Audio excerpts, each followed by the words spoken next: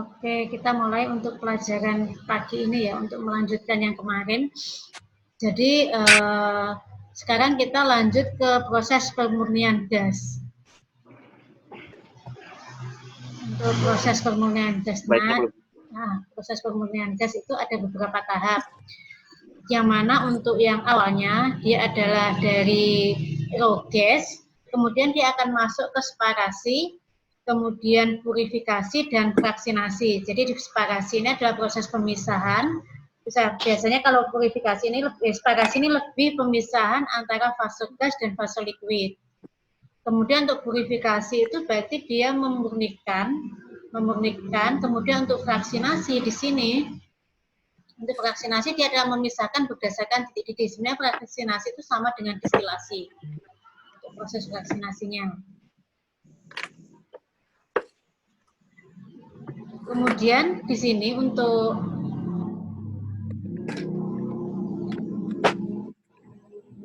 gas bumi tidak hanya dimanfaatkan sebagai sumber energi, akan tetapi dapat juga dimanfaatkan sebagai bahan baku industri petrokimia, misalnya pabrik pupuk, pabrik metanol, pabrik amonia, dan lainnya. Jadi di sini dia itu untuk yang gas itu banyak seperti H2. H2 itu juga bisa sebagai bahan baku untuk metanol dan yang lainnya.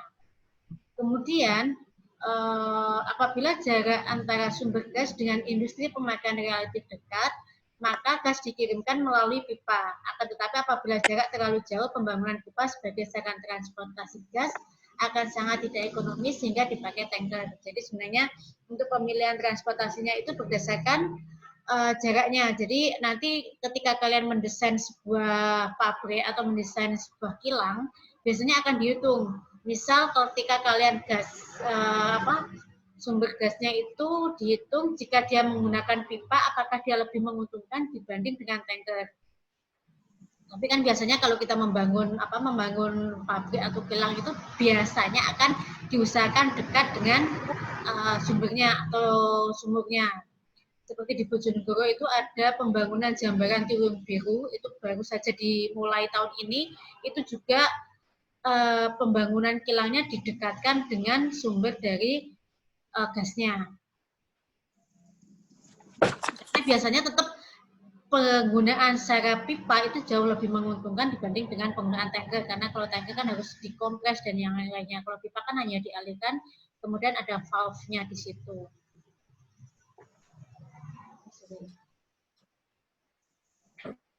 Kemudian ini kalau tadi untuk pipa kan kita tinggal ngalirin, kemudian misalkan fitnya, kemudian kan tinggal ada di valve. Tapi kalau untuk yang dikirim dengan tanker, berarti kan dia kan harus dicairkan. Sehingga harus dicairkan lebih dahulu agar dalam volume yang sama dapat memuat gas cair yang lebih banyak. Jadi kan dia kalau dicairkan kan dalam fase gas ke cair kan otomatis dia akan mendapatkan volume yang gasnya itu akan lebih banyak karena dimanfaatkan. Kemudian untuk gas bumi atau natural gas yang keluar dari sumur belum merupakan produk komersial karena masih mengandung komponen-komponen yang tidak dikehendaki atau impurities, misalnya H2S, CO2, H2O, dan merkuri. Kemarin kita sudah banyak ya membahas kenapa H2S, CO2, dan air itu harus dihilangkan ketika kita akan menjualnya, karena bisa menyebabkan korosif, kemudian akan menyebabkan, ya yang paling banyak kan korosif yang sering terjadi. Kemudian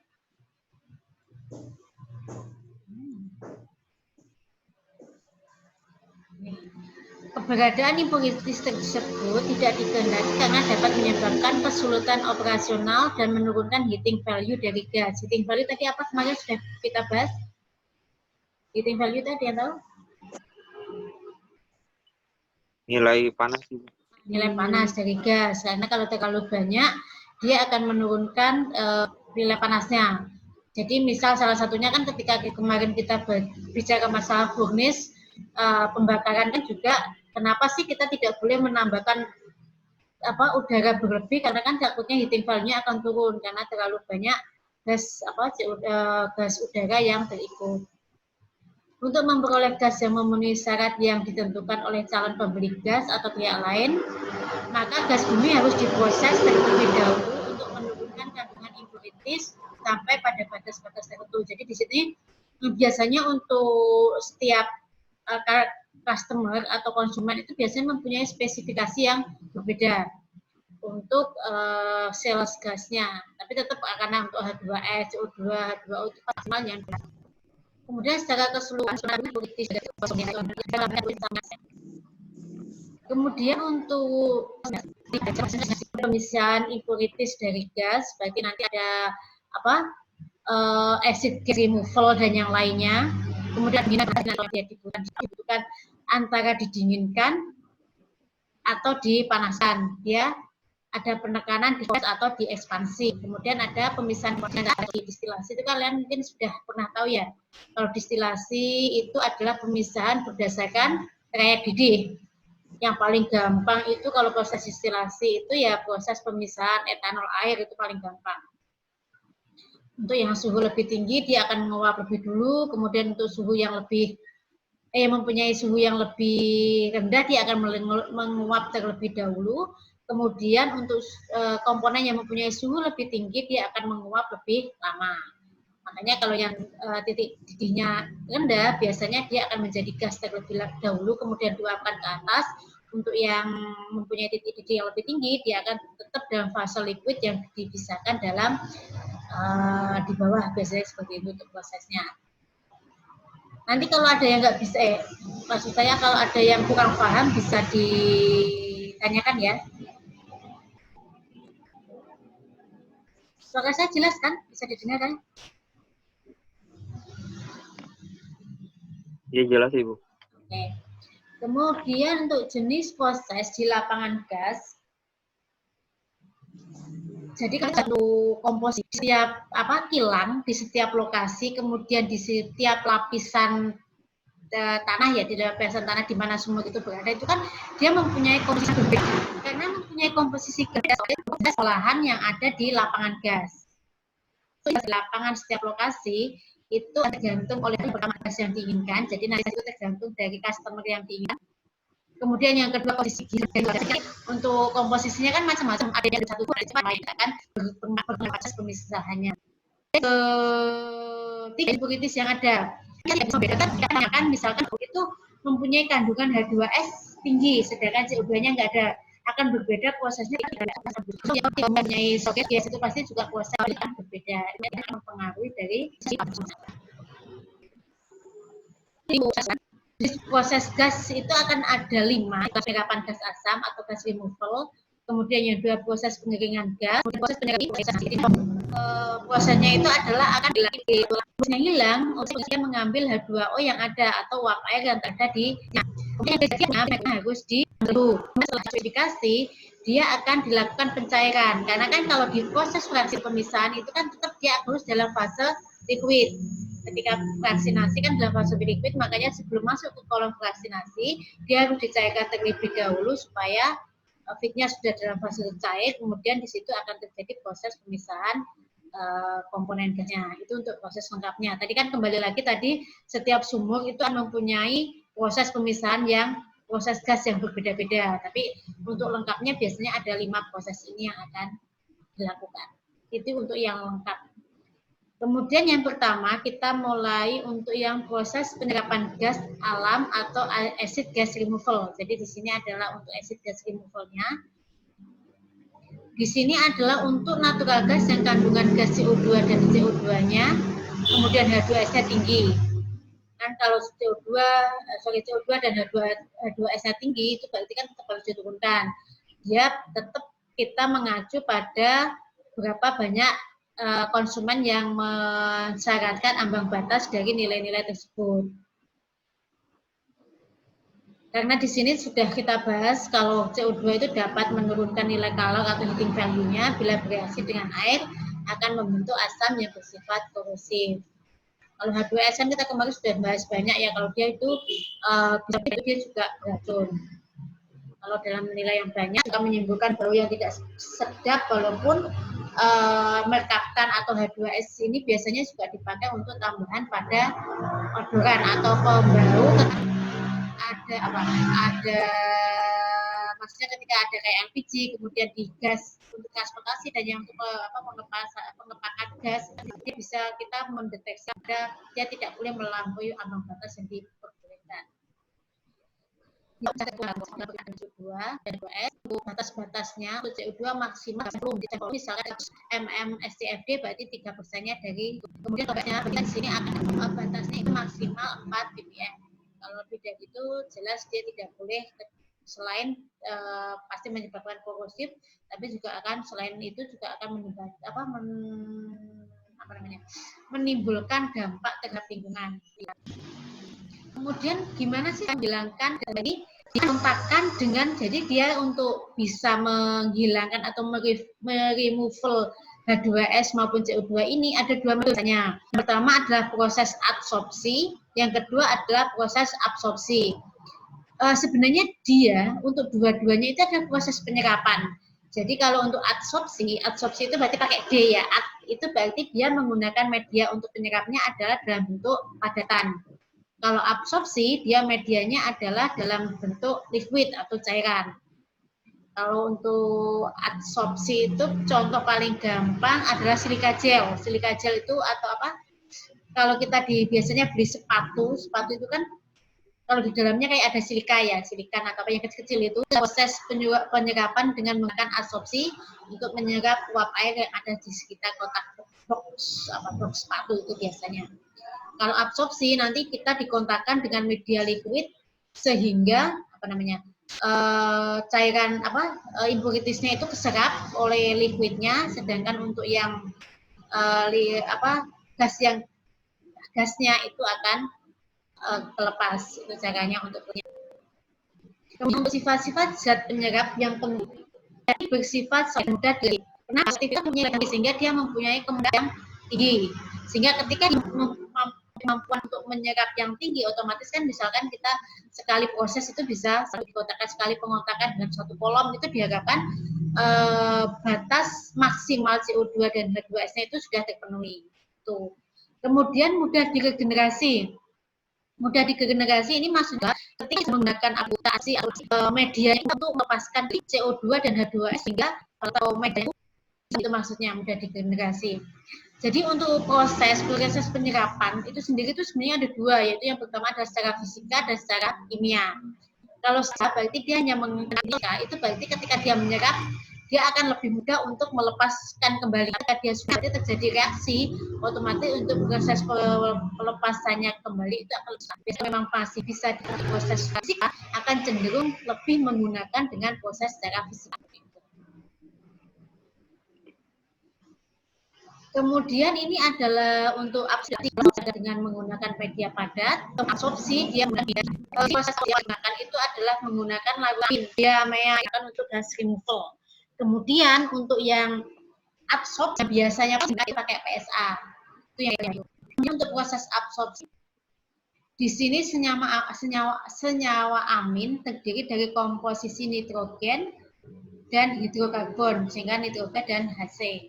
Untuk ikatannya yang secara kimia akan bereaksi dengan gas-gas asam untuk membentuk ikatan garam kompleks. Jadi nanti ketika dua ikatan ini bereaksi, kemudian dia akan membuat ikatan garam kompleks jika dia bereaksi dengan acid gasnya. Ikatan ini mudah lepas kembali dengan cara dipanaskan sehingga diperoleh larutan amin kembali. Jadi ketika dia sudah bereaksi, kemudian proses regenerasinya yaitu dengan proses dipanaskan. Dipanaskan itu berarti fungsinya adalah untuk melepas gas-gas asam yang terikat oleh larutan amin.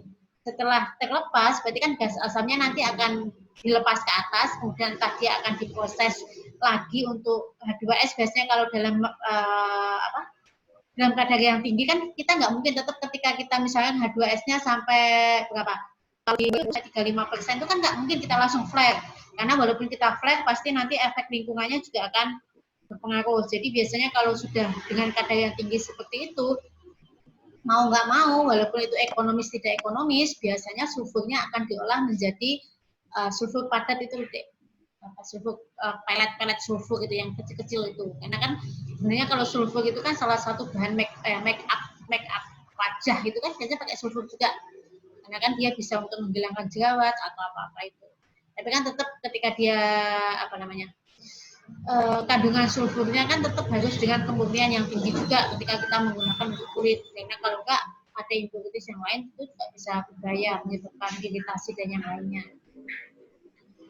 Dan biasanya kalau setahu saya di daerah Jawa Tengah itu ada CPP Gundi. CPP Gundi adalah pilnya Pertamina EP. Jadi kemudian setelah itu H2S-nya sulfurnya itu dia bentuk dalam pelet. Jadi kan karena untuk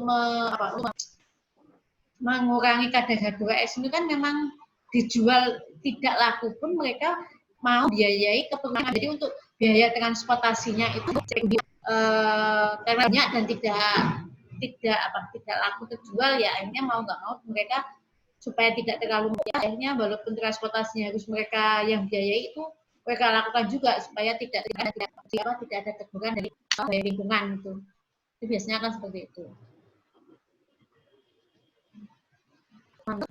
Untuk ini senyawa amin kalian berarti adalah proses pemulusan secara absorpsi pakai B ya. Dikategorikan ke dalam 3 golongan. Yang pertama yaitu amin primer. Amin primer yaitu amin yang mempunyai 2 atom H dan 1 senyawa ada atom N. Berarti kan ada N, kemudian ada 2 atom H dan 1 senyawa hidrokarbon. Kemudian amin jenis ini merupakan tipe yang paling reaktif karena mempunyai 2 atom H yang labil, paling mudah menunjukkan kalau itu kan biasanya ikatan mengikat ya. Ketika dia labil itu kan dia lebih ada kecenderungan lebih mudah mengikat senyawanya. Jadi nanti dia ketika dia mengikat berarti dia lebih mudah mengambil dari senyawa itu acid gas-nya. Kemudian dia di sini ada 2, ada monoetanol amin atau MEA dan diglikol amin atau DGA adalah termasuk dalam tipe amin primer. Untuk yang prosesnya biasanya itu kalau yang untuk gas removal kalau enggak MEA ya dia itu. Kalau ini kan MEA, berarti kan ada monoetanol amin. Kemudian next. Yang kedua yaitu amin sekunder. Kalau untuk amin yang sekunder ini dia hanya mempunyai 1 atom H yang labil dan 2 jenis hidrokarbon yang terikat pada atom N. Di sini untuk jenis ini kurang reaktif dibandingkan amin primer karena hanya mempunyai 1 atom H yang labil. Salah satu contohnya itu adalah dietanol amin atau DEA.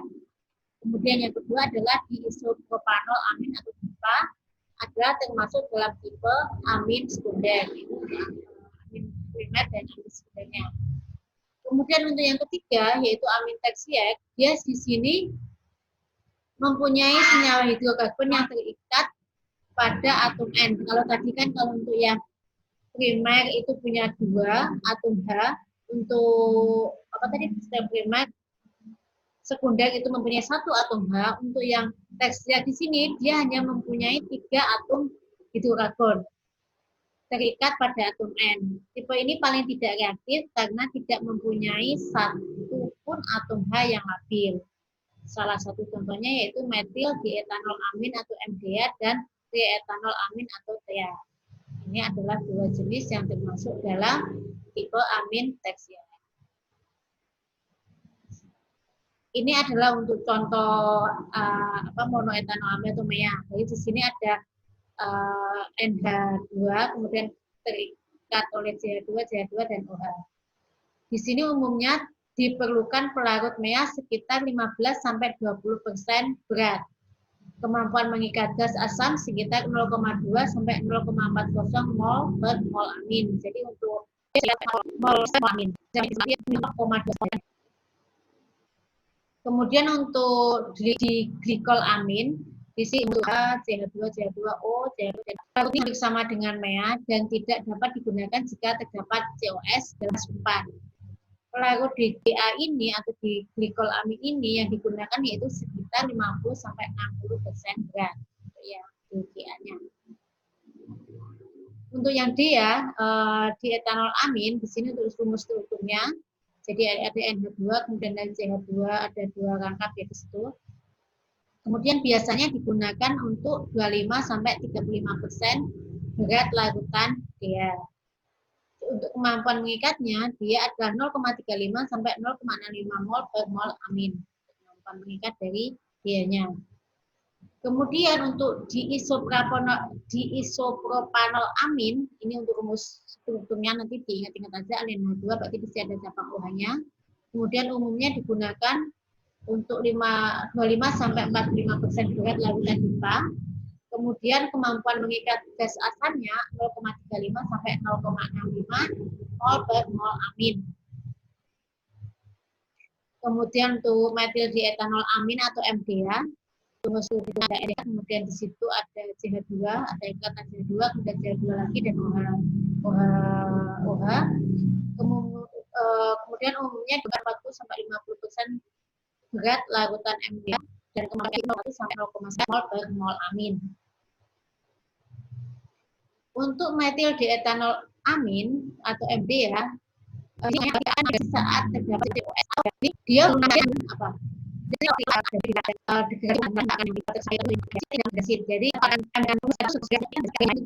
di situ ketika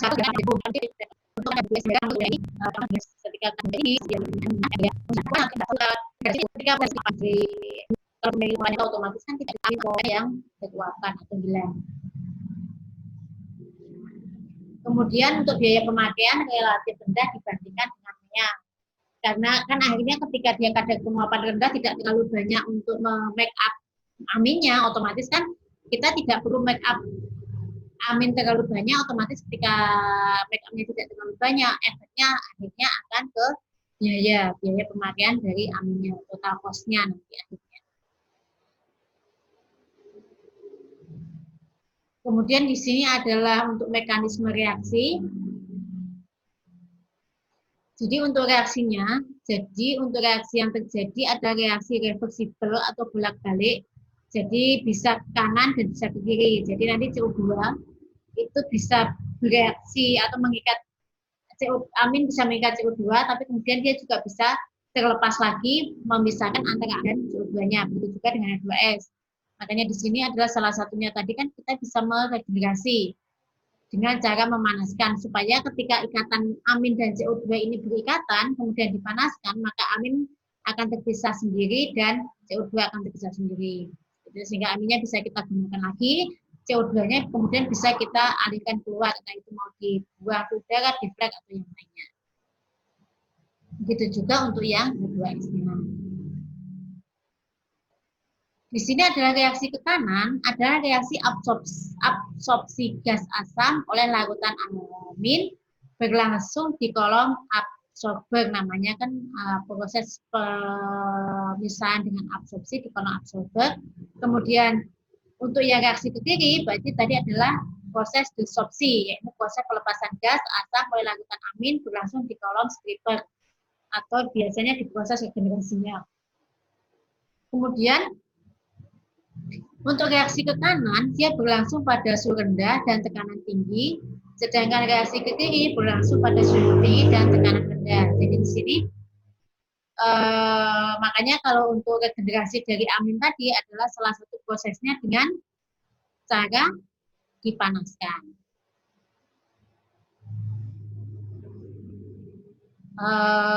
Untuk diagram alirnya nanti kita lanjut ya. Ini sudah mau end soalnya.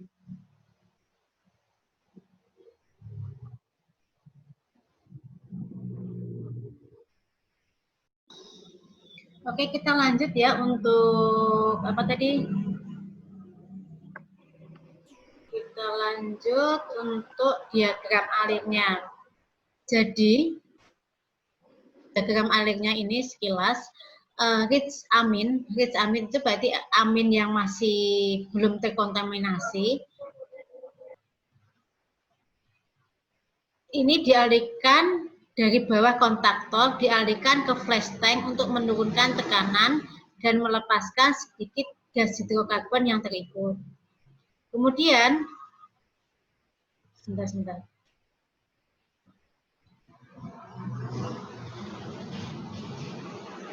Ini, sorry.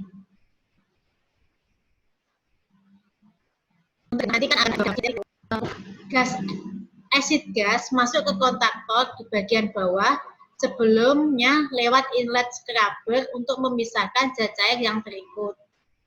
Kemudian lin amin masuk kontraktor dari bagian atas dan kontak dengan acid gas dalam tray selama kontak tersebut gas CO2 dan H2S diikat oleh amin. Jadi di sini kan intinya ketika kalian ada kolom itu kan gasnya, gas asidnya itu, asid gasnya itu akan dialirkan di bagian bawah. Karena kenapa kok dialirkan di bagian bawah? Karena kalau gas, sifat gas itu kan tetap akan mengalir dari bawah ke atas ya sifat gas itu. Kemudian untuk yang lin aminnya atau amin murninya itu dari atas ke bawah karena sifat sifat dari amin kan dalam bentuk fase liquid. Kemudian untuk liquid itu kan kecenderungannya dia akan mengalir dari tempat tinggi ke tempat rendah. Makanya kenapa untuk yang acid gas dari bawah, kemudian untuk yang aminnya dari atas. Sehingga ketika dia dari atas dan bawah, dia dikontakkan, di situ akan terjadi proses kontaktor. Kontaktor itu berarti proses pengontakan antara amin dan acid gas. Kemudian prosesnya itu terjadi pada kolom. Di kontak kolomnya itu. Kemudian untuk CO2 dan H2S itu akan diikat oleh senyawa amin seperti pada reaksi tadi, reaksi yang sudah dijelaskan sebelumnya. Kemudian acid gas menjadi source gas, acid gas ke source gas, kemudian lin amin menjadi rich amin. Untuk yang source gasnya acid gas ini keluar lewat atas kontaktor, berarti kan dari bawah dia setelah dikontakkan otomatis dia akan keluar ke atas untuk gasnya. Kemudian untuk lin aminnya yang kemudian menjadi rich amin yang sudah mengikat CO2 dan H2S-nya dia akan keluar ke bawah. Itu untuk prosesnya. Nanti gambarnya bisa dilihat di gambarnya.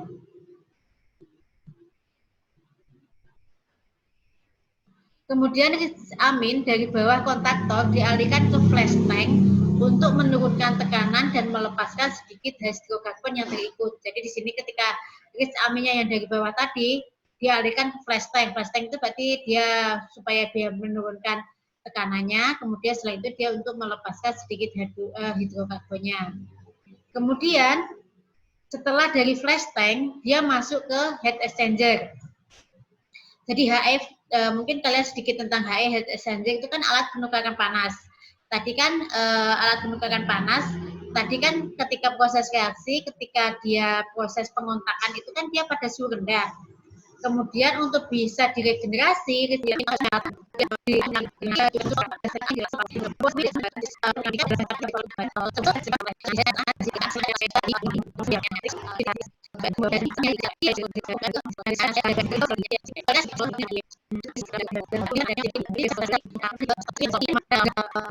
satu lagi, ketika kalian ada di kolom still di sini, pasti kan dia akan ada kolom distilasi ya contohnya. Ketika kalian nanti ada bottom suhu bawah dan suhu atas, di sini jika terjadi perbedaan suhu bawah dan suhu atas, misalnya ini di reflux di sini. Di sini kalian men-setting suhu yang still di kolom atasnya misalkan 150. Tetapi ternyata ketika kenyataannya di sini dia mengalami peningkatan suhu menjadi 170. Berarti kalian untuk bisa menurunkan suhu dengan cara memperbesar feed dari refluxnya supaya reflux di sini semakin banyak feed sehingga suhu di top kolom di sini akan lebih akan turun. Begitu juga misalnya di sini suhunya 150, kita setting 150 derajat Celcius. Tapi kemudian pada kondisi tertentu dia drop suhunya menjadi 130, otomatis kan kita harus menaikkan kembali ke suhu 150, ya kan?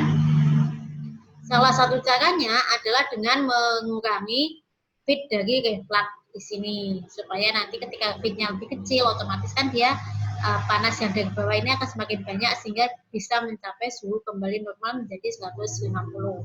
Begitu juga untuk yang di bottom kolomnya, untuk misalkan kalian ingin men-setting atau mengkontrol suhu di bottomnya juga dengan cara seperti itu, dengan membuka dan menurunkan untuk boilernya.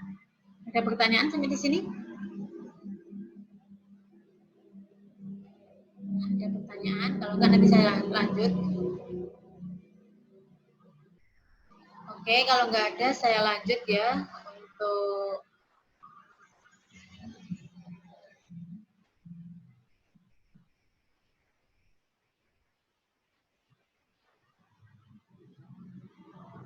kemudian di sini untuk memanaskan steel, kolom steel tadi dapat dipakai sumber panas berupa hot oil atau steam jika tersedia. Selanjutnya, line oil yang masih panas didinginkan dengan amin cooler dan dialirkan lagi ke kontaktor. Jadi di sini itu sebenarnya antara steam dan hot oil itu untuk panasnya memang dia lebih punya panas yang lebih banyak, lebih bagus hot oil. Tapi kalau dihitung secara keseluruhan, steam itu lebih untuk cost-nya, steam itu memang lebih murah karena kan dia cuma penguapan dari dari air ya. Kalau untuk yang hot oil kan kita harus membeli spesifikasi tertentu untuk hot oilnya.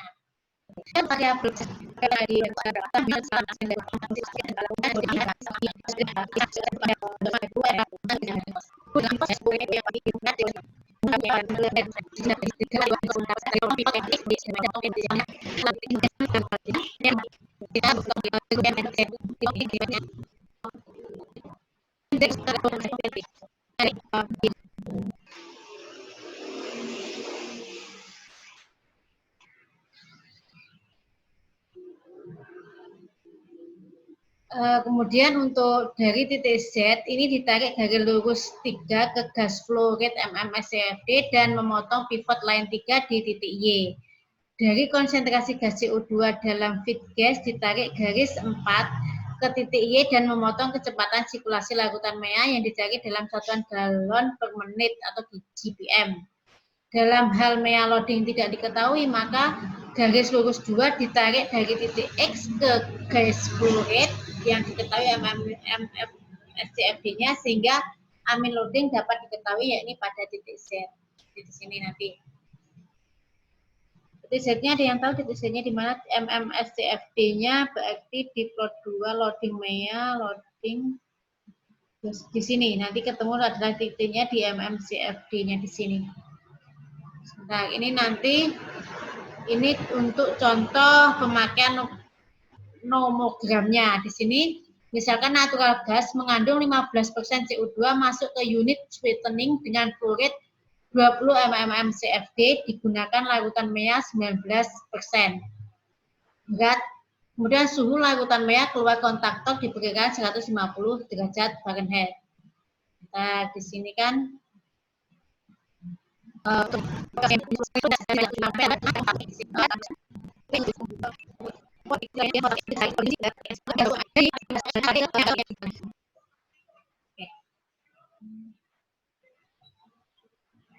jadi kan kalian persen MEA-nya kan 15 kan di sini, ya kan? Kemudian untuk tadi untuk larutan namanya tadi, untuk balonnya tadi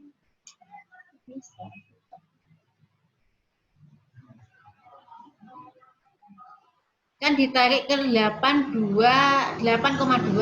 otomatis kan 8,2 tadi ada di posisi 8,2 kan di sini 8,2 pon kamu tarik dari sini ke sini untuk MEA solusinya susahnya MEA solusinya kan di sini. Kemudian ketika ketemu garis X di sini, misal X-nya di sini, otomatis kalian nanti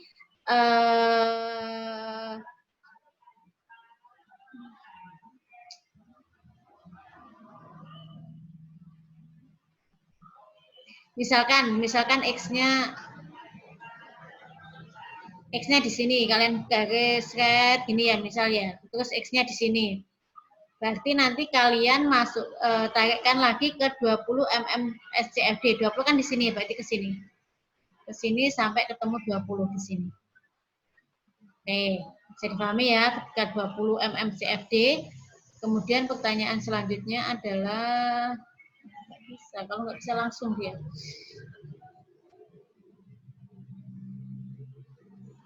Kemudian memotong pivot line 2 di Y dan memotong MEA loading di 0,45 CO2 per mol MEA. Jadi di sini nanti kalian ketemu dari pot line 2-nya, kemudian di pot line 2-nya di sini akan ketahuan berapa CO2-nya. Kemudian ada CO2 in gas prosesnya berapa persennya. Di sini nanti juga akan ketemu loading mol CO2 per mol MEA-nya di sini ketika kalian ketemu dari dua garis ini. Seperti itu. Nanti bisa dicoba untuk itunya.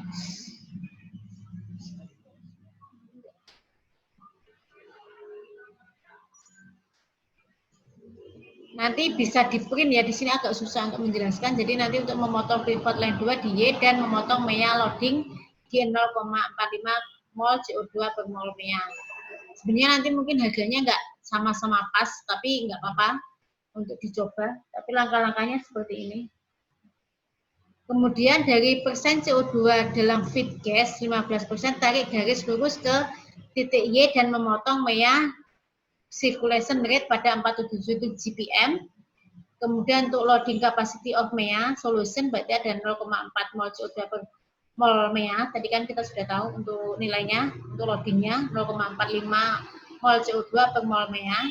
Kemudian untuk MEA circulation rate-nya, ini kan untuk Y, dan memotong MEA circulation rate pada 477 GPM. Ini berarti untuk MEA circulation rate-nya ada 477 GPM. Kemudian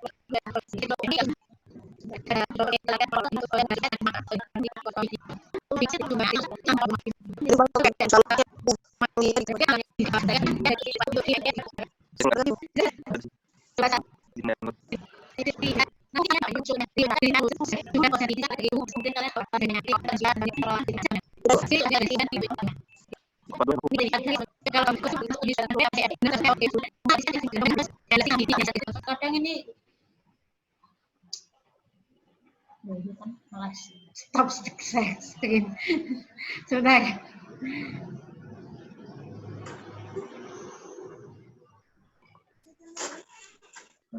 Bisa. Boleh betul. Pernah nih bang. Sebentar ya.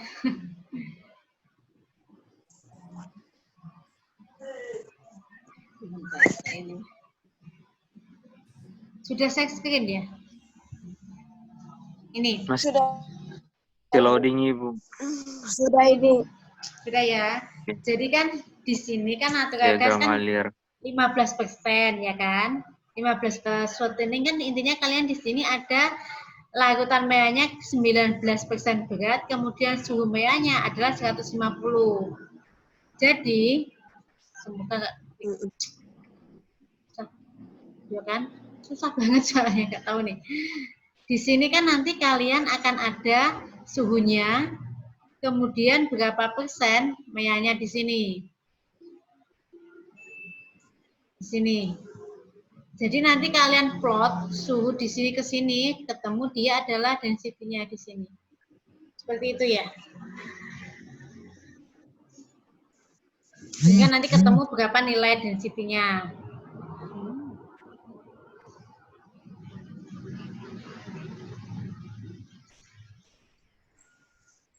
Oke. Kemudian selanjutnya adalah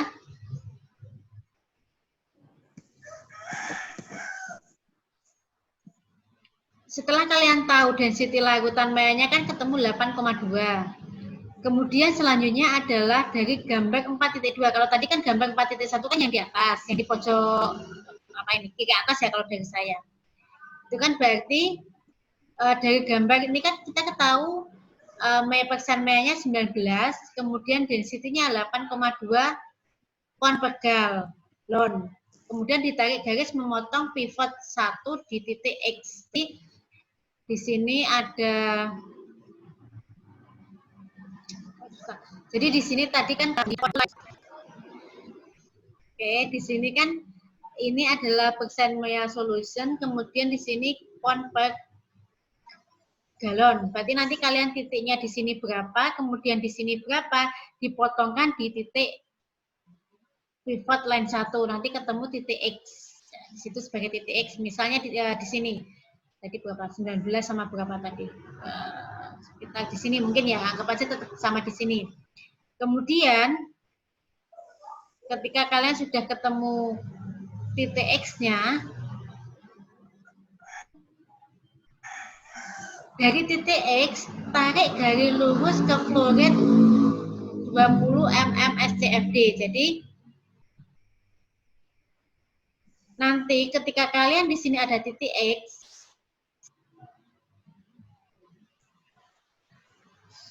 sebentar,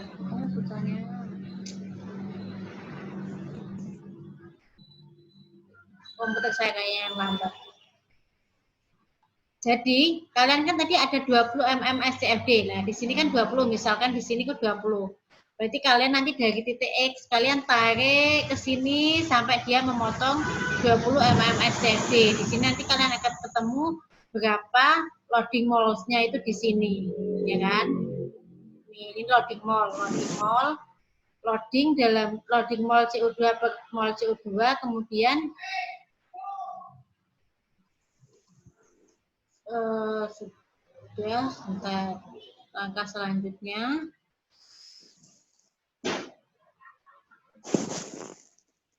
loading molnya tadi sudah ya. Kalau di sini kan sekitar 0,45 mol CO2 per mol mea. Kalau loadingnya kan tadi yang saya ini kan loading molnya, nanti ke sini nanti ketemu sekitar di sini, misalkan 0,45 sini di titik ini. Kemudian selanjutnya, langkah selanjutnya dari persen CO2 dalam feed gas 15 ditarik garis lurus ke titik Y dan memotong mea. Dari persen CO2 dalam feed gas 15, CO2 tadi kan 15, tarik garis lurus ke titik Y. Titik Y-nya berarti ke kan? Jadi tadi ketika titik X, kan kalian tadi kan ketemu titik X, kemudian ketika titik X kan kalian potongkan dengan berapa mm SCFD-nya, ya kan, untuk yang 20 tadi. Ketika 20 tadi, berarti kalian kan ketemu titik Y di sini. Ini kan titik X, titik Y. Titik Y itu adalah pepotongan dari sini. Kemudian, persen CO2 kalian potongkan lagi ke titik sini untuk ketemu bersinggungan mendapatkan circulation rate di sini. Ini adalah circulation rate. Jadi ketika kalian sudah CO2 tadi ada berapa? 15 ya. 15, kemudian kalian pakai penggaris di garis lurus sampai ketemu berapa circulation rate-nya di sini. Nanti ketemu di sini circulation rate, di sini adalah gas proses dalam MMCFD, kemudian di sini adalah persen CO2, di sini persen CO2 dalam gas processing, di sini ada mea solution atau larutan mea dalam persen berat, kemudian di sini ada loading dari mol CO2 dan mol mea. Mol CO2 per mol mea. Nih, dari gambar sini. Jadi pahami? Jadi nanti ketika ketemu berapa density-nya, kemudian dari sini meanya dipotongkan dengan konvegalnya, balonnya, sehingga di sini ketemu berapa di titik X-nya, ya kan? Titik X-nya di sini. Kemudian titik X ini kalian potongkan dengan gas proses yang MMCFD, sehingga ketemu di sini sampai sini kalian bisa menemukan berapa loadingnya, loading moles-nya. Selain loading mole-nya, kalian juga bisa menemukan berapa titik Y di sini. Titik Y di sini nanti kalian gunakan untuk memotongkan berapa CO2 ke titik Y sehingga ketemu berapa circulation rate dalam GPM-nya di sini. Bisa dipahami ya? Kalau enggak nanti bisa dicoba-coba. Kalau enggak paham nanti bisa ditanyakan. Ya. Ya. Sebentar.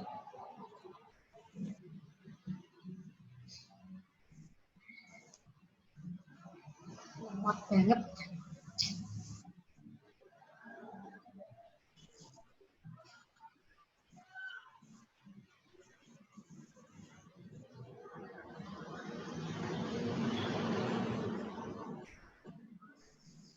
Oke.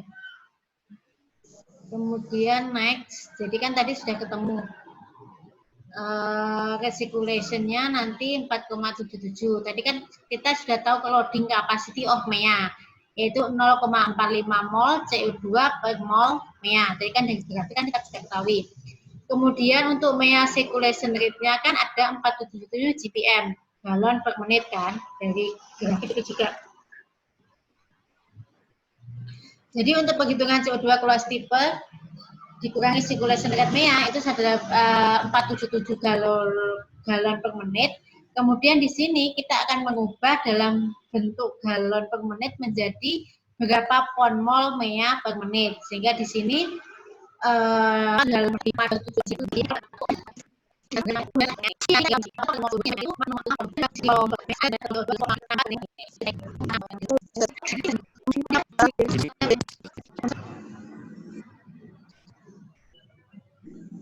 itu